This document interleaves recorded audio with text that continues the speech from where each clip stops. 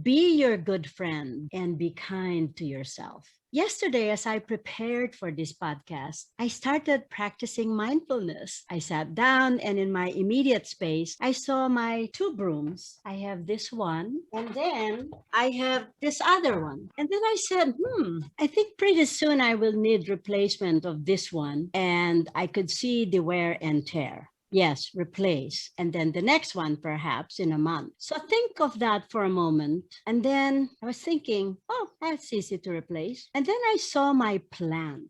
And this is my plant. I said, ooh, this needs TLC.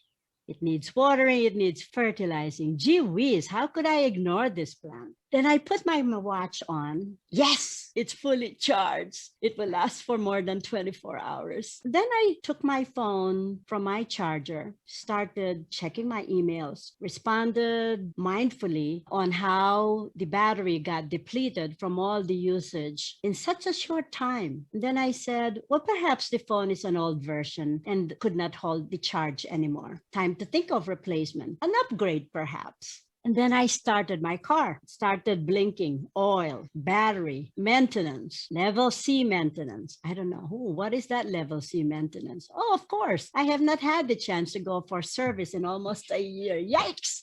Yet, for ourselves, we fail to gauge our depleted energy. We don't feel that our batteries need recharging, or we may feel it and deny it and ignore it. Our body needs maintenance as well, but we don't have those gauges. We don't have those reminders. So we have to remind ourselves. So our hearts, our minds, and souls need nurturing like my plant. It's all about supply and demand. If the demand is high, the supply gets depleted. Nowadays, the demand is so high during this COVID-19 pandemic, our supplies are getting depleted. But how often do we stop and reflect on how am I doing? How many of us are aware that our batteries are off warranty? Not many. Until we fail to function, until we burn out, until our energy or mind quit, until we cannot take it anymore and commit suicide, or until our loved ones leave us as they cannot take it anymore. Few podcasts ago, I invited few Filipino nursing leaders to explore the reason why Filipino nurses are disproportionately affected by COVID-19 in terms of number of infections and deaths. Of course, they're frontliners. They work in the ERs and the ICUs. They're busy. But one of the reasons offered by one of the leaders was lack of self-care. For this, he was highly criticized by a lot of the Filipino nurses. But then if one dissects that issue on hand, there is some truth to that comment. We lack self-care, we lack self-love, and we lack self-compassion. Doctors, from the very start of their career, which is from high school for many of us, we were taught to work hard and remain focused on that trajectory from high school to college, through medical school, residency, fellowship, and so on. It doesn't stop. You have to be on top of your class. You have to be always on high performance. A- is not good enough. Regular courses are not good enough. You have to take AP courses as early as sophomore. Yes, we all get rejected many times in our career, and we just take it. We tell ourselves, well, if you do not work hard enough or you do not sacrifice more, you won't get to where your destination is. You won't realize that dream to go to med school. So what do? We do not go on vacation with our families. Relationships get sacrificed. Our bodies, our mind, and our hearts get sacrificed all the time. Burnout among physicians is as high as 40 to 50%. Suicide is in parallel with that compared to other professions. The reason? Too much pressure, not too much recharging. And then, of course, this pandemic even challenges more. Today, I invited a couple of special guests who believe, practice, and breathe self-compassion. Victoria Brattini is a founder of Laguna Meditation in Laguna Beach, California, and a senior teacher for the Center for Mindful Self-Compassion. She has studied with Kristen Neff, Ph.D., and Christopher Germer, Ph.D., both pioneers, researchers, leaders, and evangelists in the field of self-compassion. Victoria is passionate about teaching, inspiring, and mentoring people in self-compassion. We have Suzanne Flecker, Ph.D., is a retired somatic psychologist and educator. Her passion is on giving. She organizes teams that provide services to nurses for Nurses Week, as well as weekly program for medical professionals at Kaiser Permanente Medical Center. She leads workshops and creates visual and auditory practice aids such as self-sanity, we need that, and cognitive behavior card set. So welcome, Victoria and Suzanne. I am stoked to have you today. I have so many questions. Thank you very much for having us. Thank you. And of course, as a doctor who always starts my day with hundreds messages and hundreds to-do lists, my mind is already racing and cluttered just right now. So to quiet my mind and get centered, may I ask either one of you to get me centered by giving me an example on what a 1-minute exercise on self-compassion looks like today? Could we start that? We can. I'd be happy to do that now that we're physically here. The following short meditation is going to help us to bring our hearts and our minds into the present moment. Begin simply by listening to the sounds in the room, sitting in the midst of them, just letting them come to you, whatever may be here. And now, in your mind's eye, just finding your body in this room. Just sitting in the midst of the sounds and perhaps even welcoming yourself into your room, greeting yourself with an inner smile. When was the last time you smiled at yourself? Now just incline yourself in a way that you would towards a very dear friend. Let your heart open like you would for a friend who might be struggling, and dropping your awareness into your body. Just notice, just for a few moments, the physical sensations in your body as they come and go. Some of them may be pleasant, some of them may be unpleasant, some of them may be neutral. To just becoming aware, you're noting what sensations your body is showing you. Particularly noticing any sensations of uneasiness in your mind and body, and see if you can let your heart soften a little. Just letting your heart melt a little because there's uneasiness. There's a bit of suffering here. And now, just appreciating the effort and the good intentions that brought you here. Already an act of compassion or self-compassion. And when you're ready, gently opening your eyes, coming back into the room. Wow, that was powerful, Victoria. I think I would say I could probably use that when my mind is so cluttered, when I have millions of things to do, to just try to quiet down and feel the moment. Two main components there. Just bringing in awareness, that you're aware of what's happening within your body on the mind level, the thought level, the emotional level, and bringing kindness to what's there. Awareness and kindness.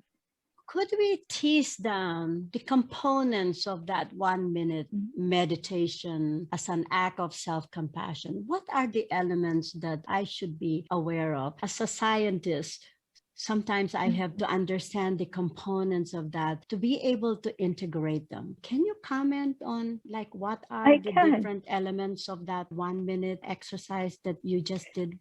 The first element is awareness or mindfulness. And we know that John Kabat-Zinn made mindfulness a really big word in our current day culture. But mindfulness is simply awareness of what is here for me. I scan my body to see physically, especially if you're really busy, you may have tightness in your shoulders or your neck or your back or your head. So I'm aware of what the physical sensations are that are going on in my body. I'm also going to check in with my thoughts, the awareness of what my thoughts are. Do I have planning brain, racing brain? Am I jumping all over the place? Am I totally uncentered? My thoughts are just not able to settle down. So again, I'm aware of what's happening in my thought center.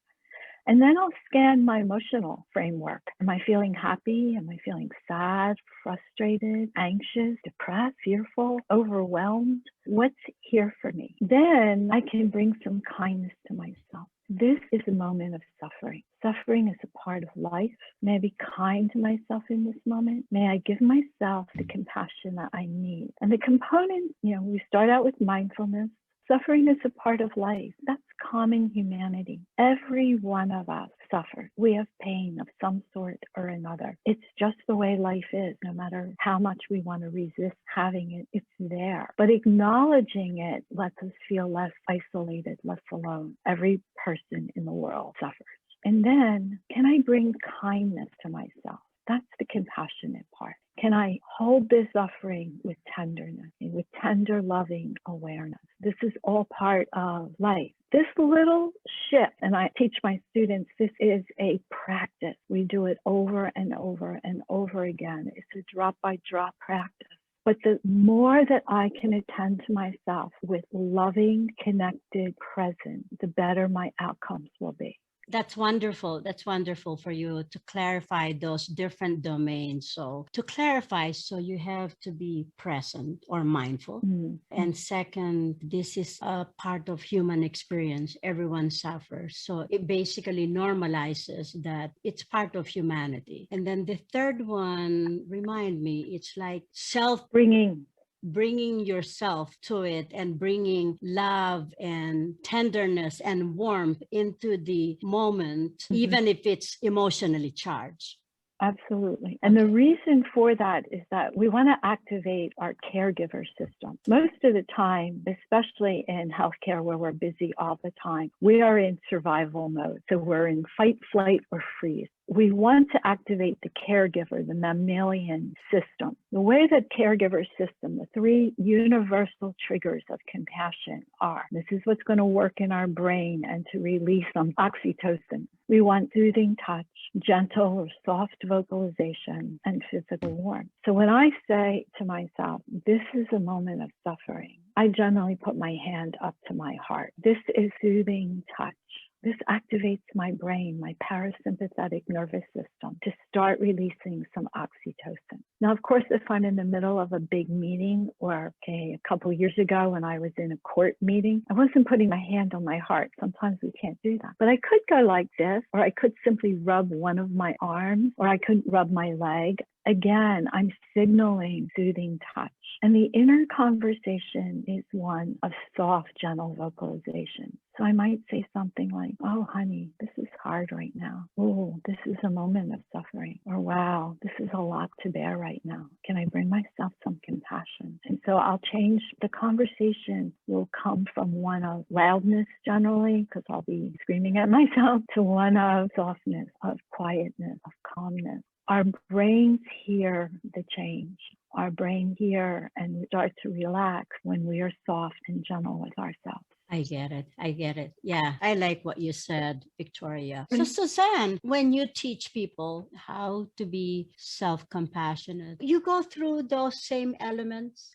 Yes, I'm going to add to what Victoria just shared. And that is one of the things that I do too. Like, I'll hold my hands like this, just very simple things, putting your hands on your face, crossing your arms, anything like that can be just really helpful. The other thing is touching something that's soft or something that feels good. And one of the things that I noticed that I never really did notice before I started in on this practice was that a lot of my clothes are very soft. When I cross my arms and just feel my sweater, it's soft. And so that's also something that's very easy to do. And it's very easy to do. I don't have to close my eyes. I can do it all through my day. And that's what I really like about mindful self-compassion. It's teaching us practices that we can use. And we don't have to just be sitting and in a meditative stance. We can use these practices. They take a few seconds just for us to tune back check in and to check in with ourselves. So that's what I'd like to share with the audience, because everybody can do it, and it doesn't take a lot of training. All it does is it takes me to begin to look for, when Victoria was talking about being in self-doubt or being loud with ourselves, I just wanted to start in looking at my day, going through a day, seeing and just noticing, okay, when am I really coming out at myself? And that's just a very simple practice, just to begin, just to notice and begin to be aware.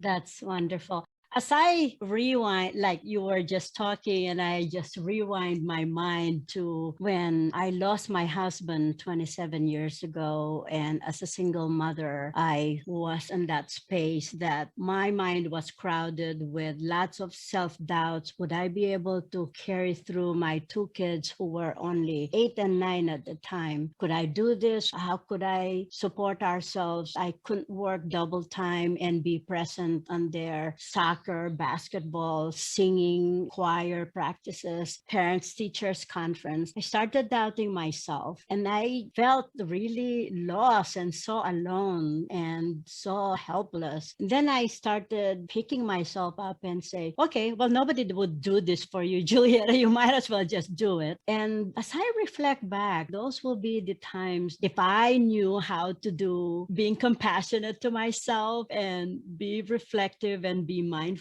that would probably be wonderful. And yet, we just keep charging, right? Because that's how I grew up, that, you just keep charging. Life is tough, so you just keep charging. So to model that now, what I'm learning, as we get older, we get more wisdom, but we don't model this enough to our children. We don't model it to our students. And I teach, and I always try to say, oh, be self-compassionate, blah, blah, blah. And yet we don't do it. I would go to many different directions, like 100 different directions in a day, and I don't say no. And in so doing, I feel depleted. Sometimes at the end of the day, I don't have any more to give.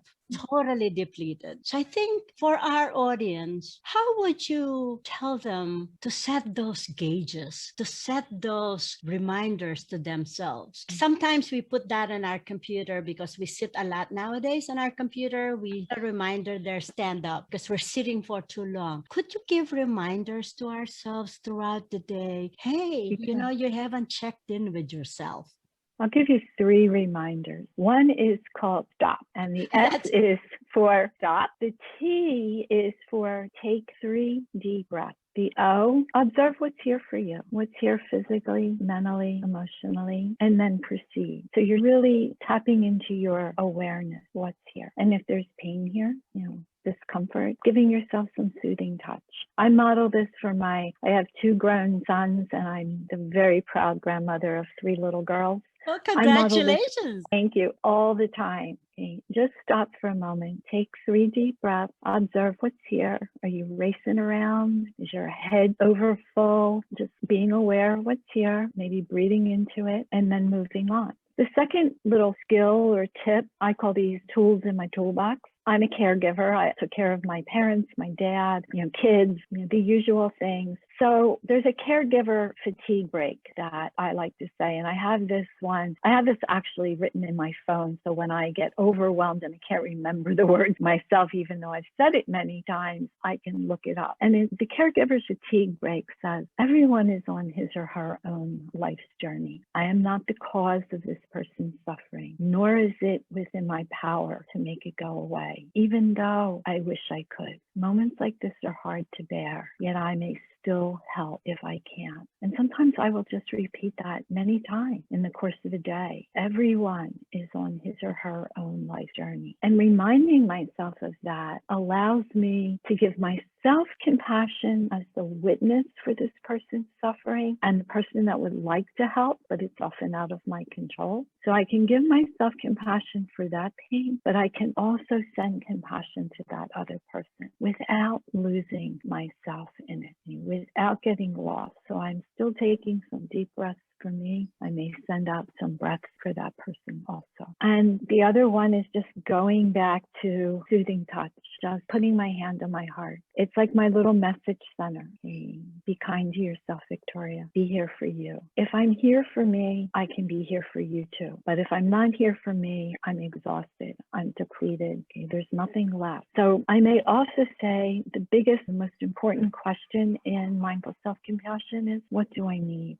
So in this moment, I may need a 5-minute break. I've been known to just go in the bathroom to take a 5-minute break. It's like, okay, in the bathroom, take a few deep breaths, recharge, reset, remember, soothing touch for yourself, kindness, calmness, and move forward. Sometimes, if I'm lucky, it's a walk out in nature, because we know that the research shows that nature is such an incredible healer. So if I can't be out in nature, I'll look to see if there's a plant around, and I'll just focus on the leaves or the flowers or something, just for a half a minute even. It helps the brain to recharge, to reset. So I'm just cultivating moments throughout the day. It's nice when we can have big chunks, but the reality, as you well know, are moments. Just taking some moments for yourself throughout the day. Lunchtime, break time, I love a good cup of tea. I'll make a cup of jasmine tea, and I will be mindful with that cup of tea. If I'm overwhelmed, I will take a nice big inhalation, smelling the beautiful jasmine, feeling the warmth of the cup in my hand, feeling the warm liquid in my mouth going down my esophagus to my stomach. Those mindful, caring moments are very important. They sound like really small things, but they're really big things. So those are just a few of the tips I can share. Yeah. I'm going to jump in on that and share with you that what's been very helpful for me is really being able to focus on my breathing. And one of the ways that I have found very helpful is the Center for Mindful Self-Compassion has what's called Circle of Practices. There's no charge. There's Zoom calls or Zoom videos. They're global, and they are at 5 a.m., 7 a.m., and 4 p.m. Pacific time. And those practices, I'll do one in the morning, and that will help me just focus in on my breath. So like right now, I can focus in my breath very, very easily. The other thing that I'll do too is I'm a fan of Post-its. So I'll use Post-its. My phone has a couple of things on them. I have an iPhone, and in my recorded messages, I have a 1-minute meditation. I also have what Victoria just read, and that for me is super helpful. What I've been able to do too is to become more aware of the things that really allow me to self-soothe. And I do too, I like looking at things. I like looking at nature, and I also really like listening. And I've found that I'm much more tuned into songbirds. I'm much more tuned into very simple things like a train horn far away. And that for me has just been really, really helpful. And we can do that any time of the day. That really resonates with me, because for now we do a lot of telemedicine, right? So I really miss the face-to-face encounter where I could decipher a person, where they are, what is their emotional state. You could still do that on telemedicine, but less so. You don't see the other gestures and stuff like that. So it's a trade-off. But then there's so much like stationary. You're there in front of your computer. And so it really resonates with me that for me to just like look around me. And so what I see is the sterile part of the room if I was in the hospital. And in my room here, I see clutter on my desk and stuff like that. It's nothing really relaxing. So yesterday, when I was kind of like preparing for this, I said, well, let me just practice mindfulness. All of a sudden, I see a lot of things that are very relaxing. Even just like the mangoes on my desk, I said, oh, they smell so good. I even forget how they smell. But we forget those. We forget to see the texture from your orange. You don't hear the birds anymore because your mind is just so cluttered and conditioned to what you have to do on hand. So I think to do those times that you just be present, I think that really would do it. I have another suggestion for you. There's an app from Plum Village. Plum Village is one of Thich Nhat Hanh's, the great Vietnamese meditation teacher. Plum Village is in France, but there's an app called Plum Village, and there's a meditation timer on it. And I have mine set for every 15 minutes, but you could set it for just once an hour. I'm just going to pull it up for a second. This little timer, it's very gentle. I've had other meditation timers that aren't so gentle. This one is really gentle and it resonates. When this goes off, it's just a signal to me, take a deep breath. Just take a breath, or put my hand on my heart just as a way, or rub my arm, or touch my face in a way that I got away from touching my face with COVID-19.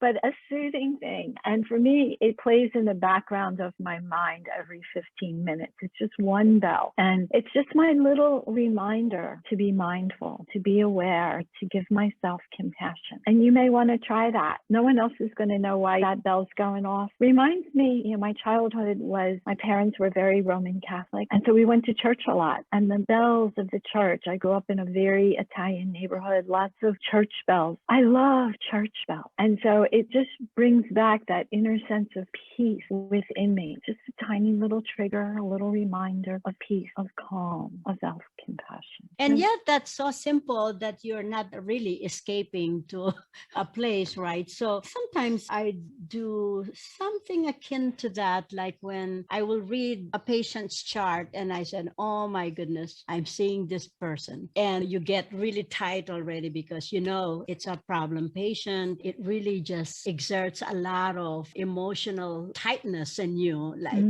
oh my goodness. So usually if I feel that and I look at my schedule, I try to schedule those at the end of the day, because at the end of the day, it doesn't matter. But if I have that particular patient the beginning of the day, I said, oh my goodness, it will ruin my day. So I already set myself up. And so what I do is, before I knock on the door, I take like few deep breaths, center myself. I'm not going to be affected by this. I'm going to try to just listen, no judgment, just listen, and try to always be aware. I cannot respond negatively to this. And the deep breaths really just help me center before I knock on that door. Is that what you would suggest, or would you suggest other ways to do something different? I would suggest a deep breath. I would also suggest Rick Hansen, who's a wonderful researcher at Berkeley, has done a lot of studies on happiness. And when you have a negative experience, as you just described, negative experiences tend to stick to our brain like Velcro. Positive experiences tend to slide off like Teflon. So how do we get those positive experiences to stick better? Well, whenever we have something pleasant happening, we have to savor it for 10 seconds. If I'm savoring that warm cup of tea, or if you've had a number of patients that you really enjoy being with, just taking a few moments to savor that experience. These people are really a pleasure to serve and to work with, and allowing that seep into your brain. And in that, you can also offer some gratitude. I'm really grateful to have these experiences and these people in my day also. That helps to offset some of the negativity that comes through. So savoring for 10 seconds and then offering gratitude allows pleasant experiences stick in our brain. Most of us have that very common experience. I told this in a meditation class recently. I had 100 and some people in the meditation class. All but one comment was good, was really supportive, really great. But what did I focus on? That one comment. And I had to keep going back and savoring the good part and remembering that everyone's experience is different. And it was not necessarily a reflection of my teaching that day or who I am as a person. People just bring different things to it. And so not taking things so personally. So I had to savor a lot that day to kind of offset that negativity.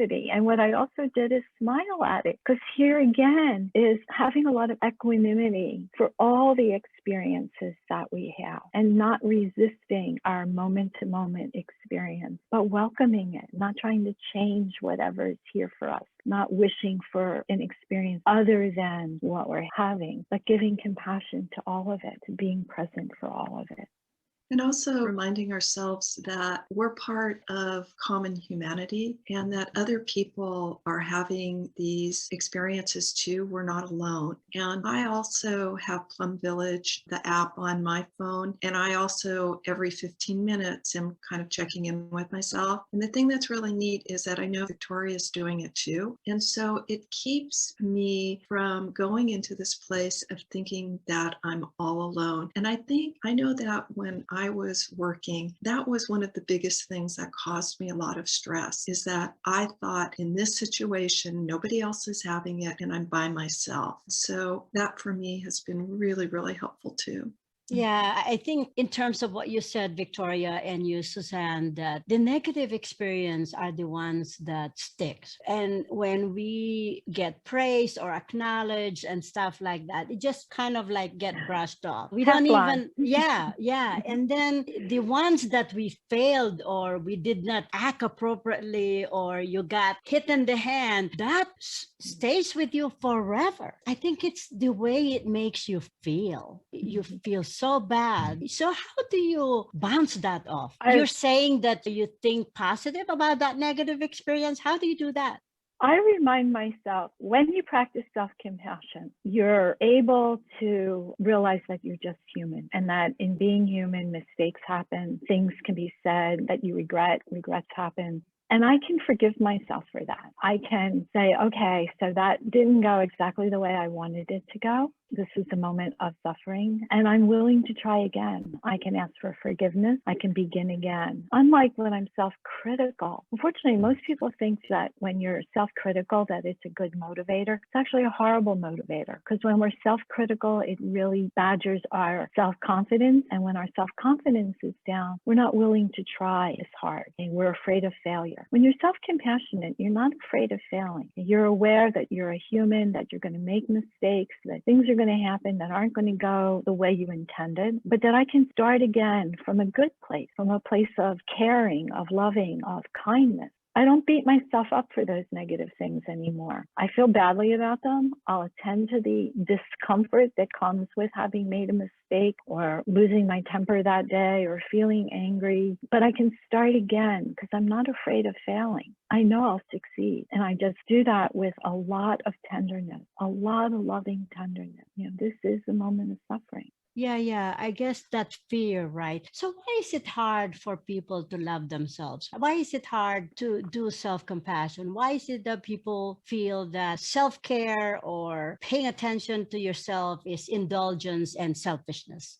Mostly it's cultural. Mostly that's the way we've all been conditioned. And we have this isolationist kind of attitude because of the conditioning, whether it's the culture that you were brought up in, the family that you were brought up in, the schooling that you had. The fact of the matter is that there are many, many components for why we feel or have the thoughts that we have. And most of them were out of our control. Some of them are genetically, some emotional experiences can be handed down generation, like trauma can come from generations of generations, our ancestors' experiences. The culture, in an American culture, we're taught to be fiercely independent. So we're afraid to admit that we've made a mistake. We're afraid to try or to express our vulnerability because in this culture, it can be seen as a weakness. And yet, as the research that Brené Brown has done so much of and so beautifully, is it's actually a sign of strength to be vulnerable. We work better, we do better, we help each other better when we are able to make ourselves vulnerable. We're showing our humanity. And in this, we can all try. We can respect each other's differences, but we're just human and we're doing the best we can. And once we really begin to absorb that, and I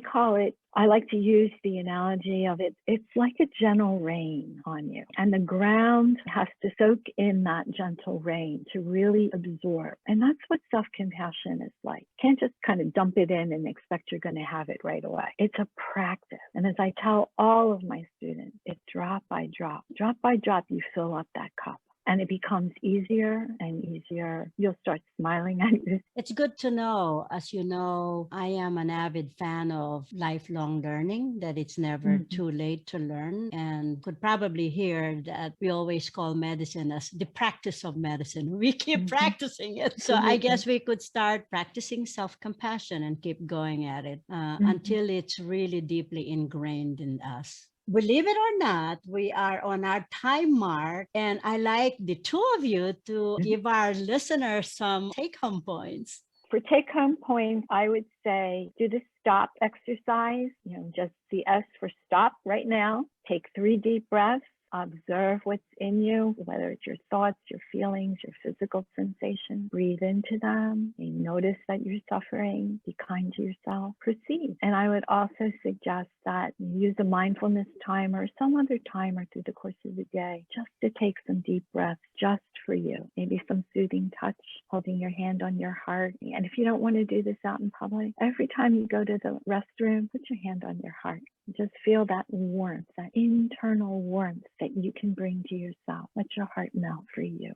Suzanne? Suzanne. I'm going to share. There are meditations, mindful self-compassion meditations on the Center for Mindful Self-Compassion website. If you go to practice and then meditations, and also Chris Germer has a website, and so does Kristen Neff. She has a website, and there are a number of meditations there. You can also get more information, see some of the research too that's done on the practice. And I think the big thing is just to try it out. It's not difficult, and to keep it up, even if it's just for a few minutes every day, it will build on itself. And for me, at least, they're tools that I'm just so grateful that I have and that I can share. So thank you.